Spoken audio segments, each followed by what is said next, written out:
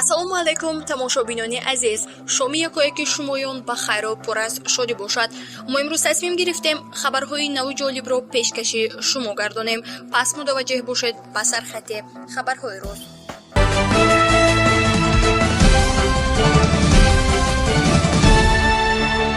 табиб аз кор маҳрум шуд барои блокҳои писар ё бо хоҳиши худ. Ширкати Исламед ба шумоён танҳо доруҳои табиро бо сифати баланд пешкаш мекунад.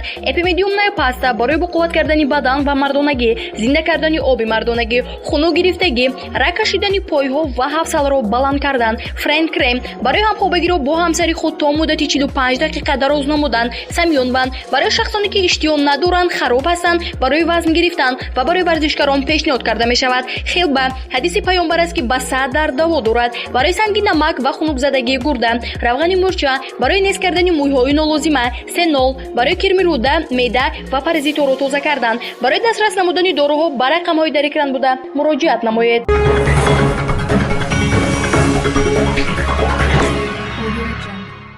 моддари як блогери тоҷик ки дар олмон донишҷӯ аст ва дар шабакаи ютуб аз сиёсатҳои ҳукумати тоҷикистон дар бораи пӯшидани сатру ҳиҷоб интиқод мекунад, гуфт ба хотири суханҳои писараш зери фишор қарор гирифтааст. шоҳида маҳмадҷонова модари шерзод абдураҳмон маҳмадҷонов рӯзи 16 январ ба радиои Озодӣ гуфт ҳафтаи гузашта ӯро аз кор дар бемористони шаҳри Баҳдад ронданд.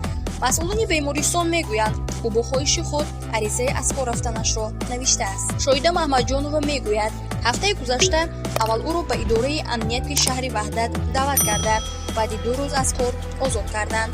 ба гуфтаи маҳмадҷонова суҳбати мақомоти амнияти шаҳри Ваҳдат оромона буд ва асосан дар бораи писараш пурсидаву талаб карданд ки ӯро аз олмон баргардонад. гуфтанд ки писаратонро овардан дар кор, гап занид биёяд. гуфтам ҳамеша мегӯям ки биё, аммо таҳсилашро бояд анҷом диҳад. мақомот гуфтанд писаратон муқобили давлат гап мезанад.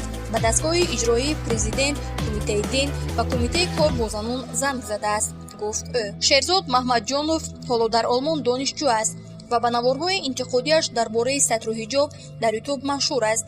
ин блогери ҷавон ба мақомот аз ҷумла масъулони дастгоҳи иҷроии президент, вазорати корҳои дохилӣ, кумитаи дин ва ниҳодҳои дигар занг зада дар бораи сатру ҳиҷоб баҳс мекунад ва сабти ин суҳбатҳоро дар интернет мегузорад. мақомоти шаҳри Ваҳдат то ба ҳол гуфтаҳои шоҳида маҳмадҷоноваро шарҳ надоданд.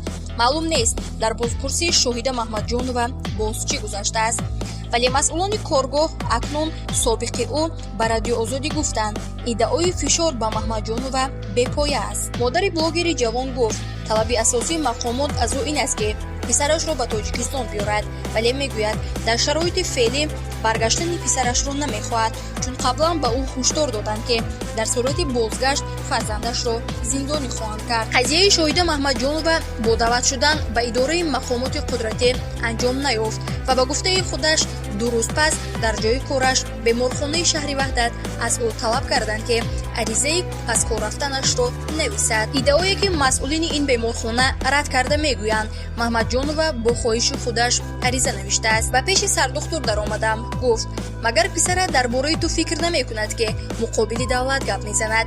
сардухтур гуфт аввал рухсатии меҳнатӣ навис ва баъд бо хоҳиши худат аз кор озод, афзуд шоҳида маҳмадҷонова. дар беморхонаи марказии шаҳри Ваҳдат рӯзи 16 январ гуфтаҳои модари блогери ҷавон беасос донистанд. маъсума қурбоналиева мудири шӯъбаи кадри беморхонаи шаҳри Ваҳдат ба радиои Озодӣ гуфт касе ба шоҳида маҳмадҷонова фишор наовардааст. ба гуфтаи қурбоналиева бо хоҳиши худаш рафтанд ки фишор меорад. дурӯғи маҳз аст.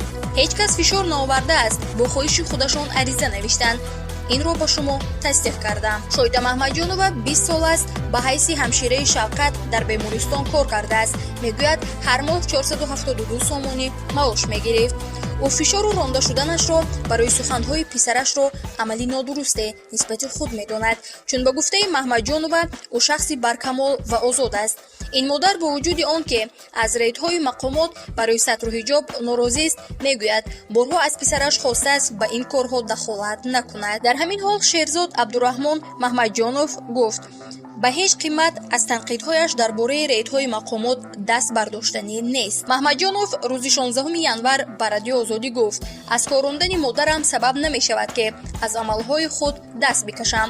аз он ки ҳукумат маро дар кофтукови байналмилалӣ медиҳад, бояд аз паси ҳалли мушкилиҳо дар кишвар шавад. баҳси аз кор маҳрум шудани модари блогери мунтақид баҳсеро дубора дог кард ки мақомот дар Тоҷикистон аз наздикони мухолифон ҳамчун василаи фишор истифода мекунанд. мақомот ҳамвора чунин иддаоро рад карданд. созмони дидбони ҳуқуқи башар рӯзи 14 январ дар гузориши солонаи худ навишт: ҳукумати Тоҷикистон барои фишор ба мухолифону мунтақидоне ки дар тарбет ба сар мебаранд, аъзои хонаводаҳои онҳоро дар дохили кишвар мавриди озору азият қарор медиҳад.